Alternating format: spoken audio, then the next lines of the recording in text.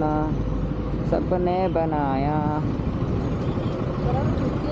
ನಮ್ಮನ್ನು ಹಿಡಿಬೇಕೀಗ, ಕರ್ರವಾಗಿರುತ್ತೆ. ನಾನು ಹಿಂಗೆ ತೋರಿಸ್ತೀನಿ ಗಾಡಿನ.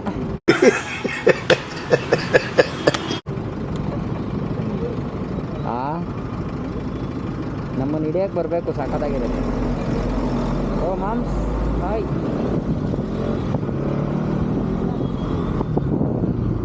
ಇಲ್ಲೇ ಹೇಳ್ಕೊತೀಯಾ? ಇಲ್ಲ. ಹ್ಞೂ ಬಾಯ್ ರೀ ಸಹನಾ ರೀ. ಹಾಂ